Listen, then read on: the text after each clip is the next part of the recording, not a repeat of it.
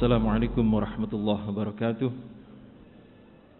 Bismillah, alhamdulillah, wassalatu wassalamu ala rasulillah, la hawla wa la quwata illa billah, amma ba'd.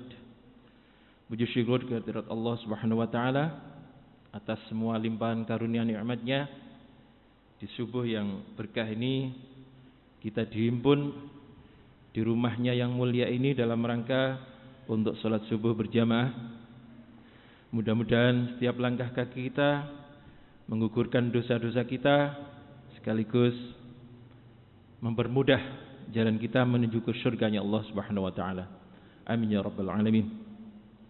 Sekaligus duduk-duduk kita ini dalam rangka membaca sholawat ketika nama Nabi kita Muhammad SAW disebut, kemudian mempelajari kisah-kisahnya untuk mendapatkan tauladan-tauladan supaya kita bersemangat untuk mengamalkan sunnah-sunnahnya.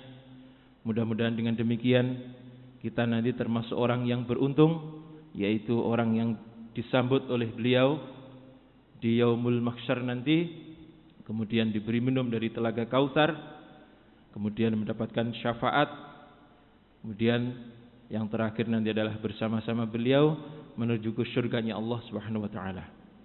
Amin ya rabbal alamin.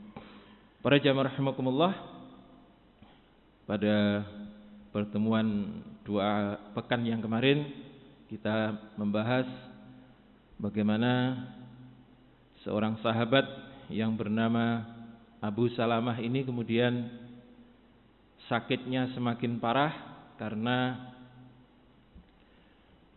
luka-lukanya di perang Uhud masih menyisakan sakit, ditambahi lagi dengan penyerangan Bani Asad yang bermaksud untuk menyerang Madinah. Maka Abu Salamah ini kemudian semakin hari semakin parah, dan beberapa waktu kemudian beliau wafat dengan meninggalkan seorang istri dan 4 orang anaknya. Kemudian ketika Abu Salamah ini wafat, Nabi mendatangi keluarganya, yaitu istri dari Abu Salamah ini. Beliau mengajari sebuah doa untuk menghibur istrinya. Apa isi doanya? Inna lillahi wa inna ilaihi raji'un. Allahumma ajurni. Wahai Allah, berikanlah pahala untukku fi musibati, pada musibah ini, wa akhlifli, dan gantilah untukku khairam minha, dengan yang lebih baik daripadanya.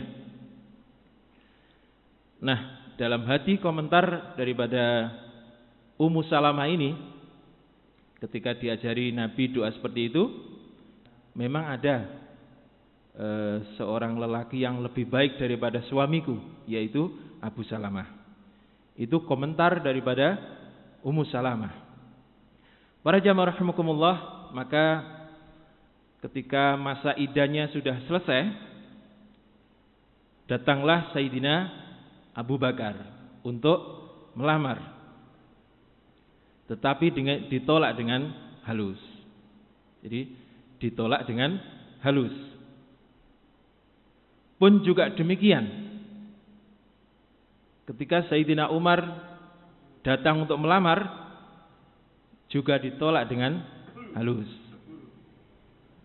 Apa penolakannya? Penolakannya adalah dengan alasan, aku ini sudah tua dan anakku banyak. Jadi dulu itu kalau ada orang yang memang mempunyai nilai yang luar biasa, itu berebutan untuk meminang.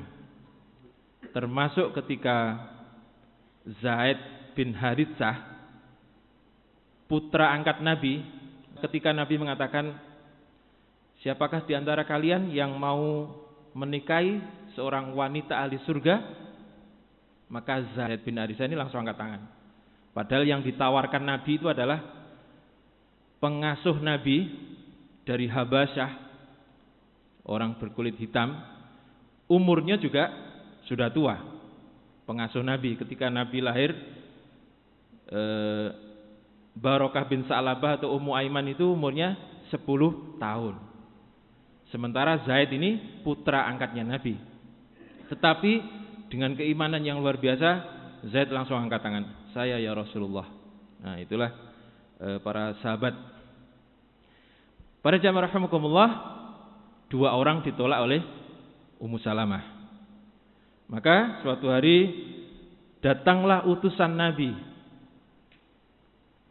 kepada Ummu Salamah.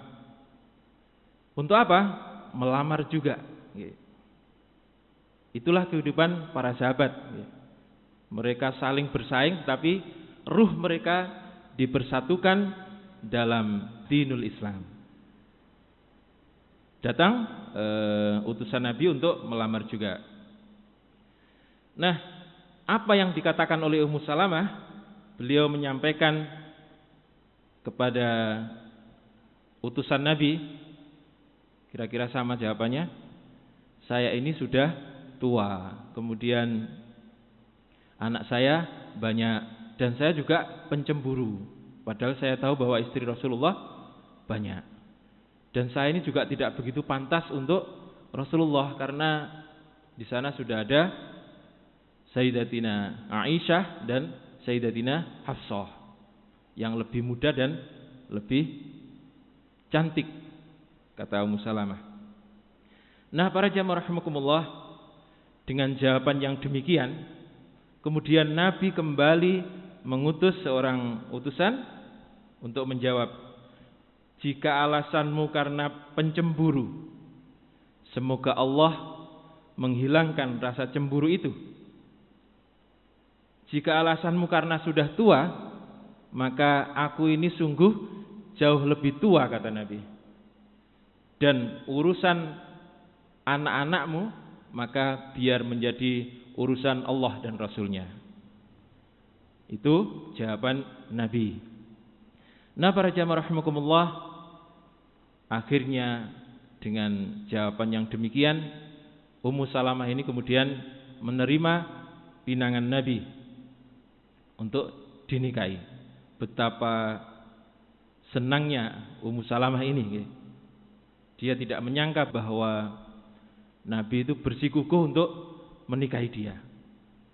Padahal dia sudah agak tua daripada istri yang lainnya, yaitu Sayyidatina Aisyah dan Hafsah.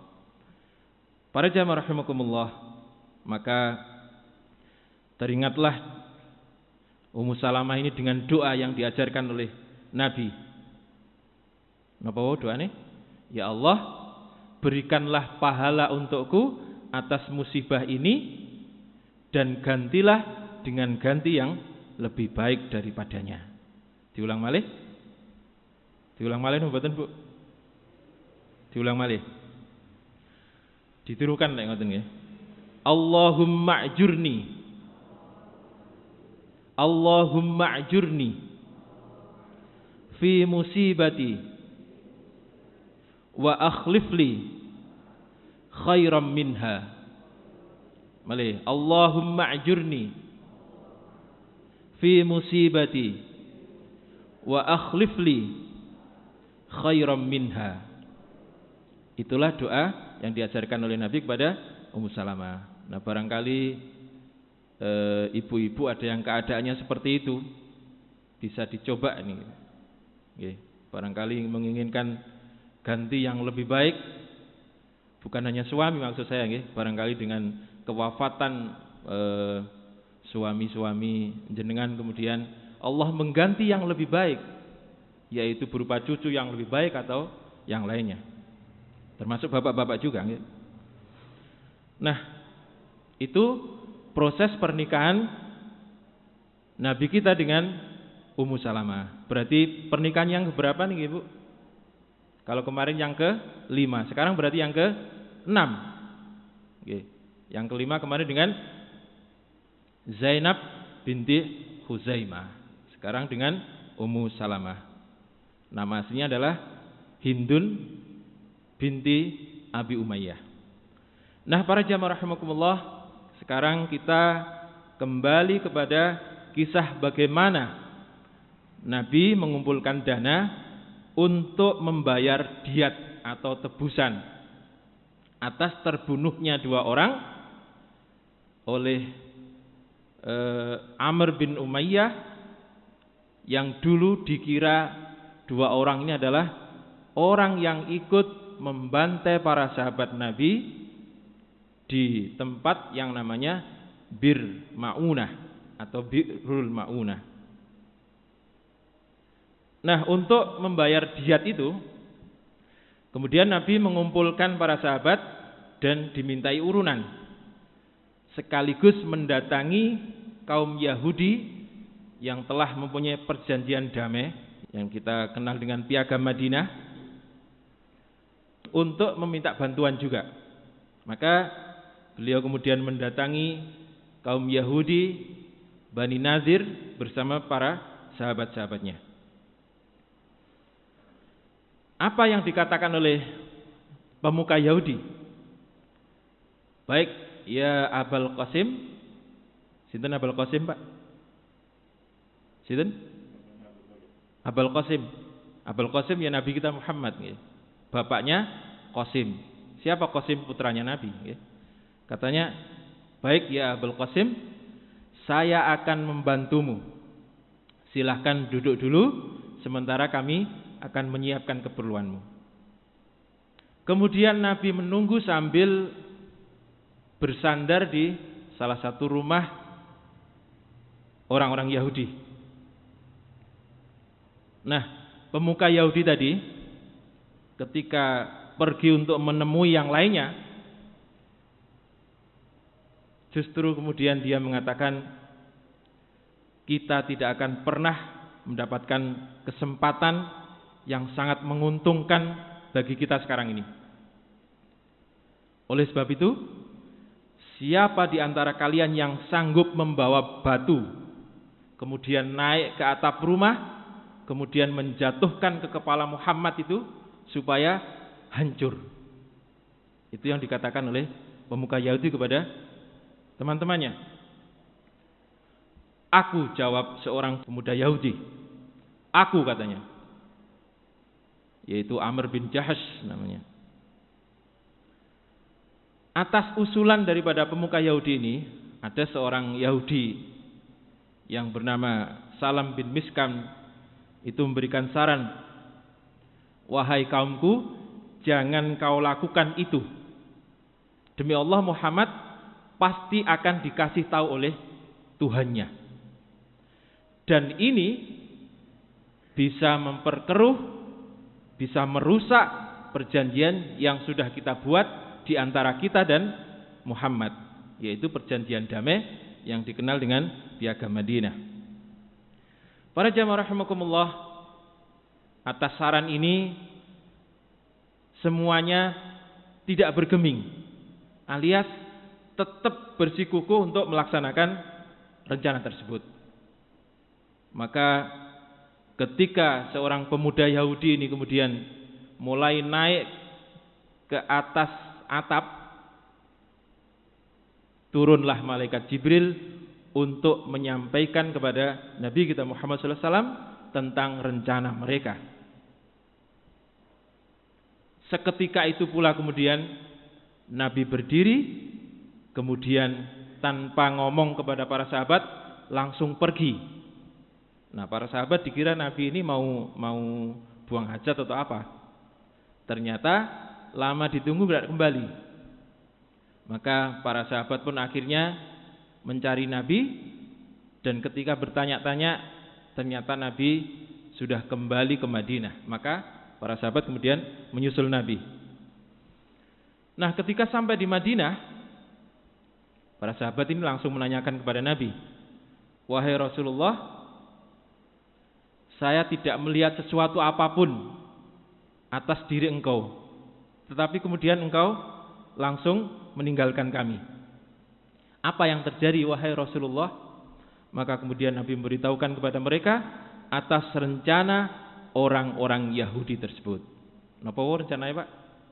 Menjatuhkan batu dari atas atap supaya kena kepala Nabi dan Nabi terbunuh. Kira-kira ngoten rencananya.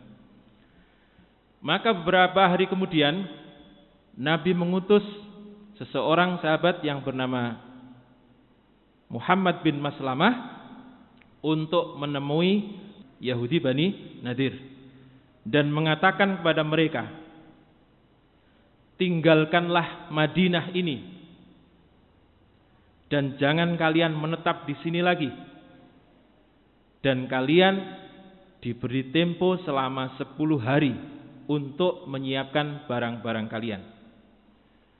Siapa saja yang masih kutemui setelah itu, jadi setelah 10 hari, maka akan aku penggal kepalanya. Kata sinten wau? Muhammad bin Maslamah. Maka tidak ada pilihan lain bagi Yahudi Bani Nadir selain pergi meninggalkan Madinah. Mereka pun menyiapkan segala sesuatunya untuk mengemas barang-barangnya untuk pindah dari Madinah.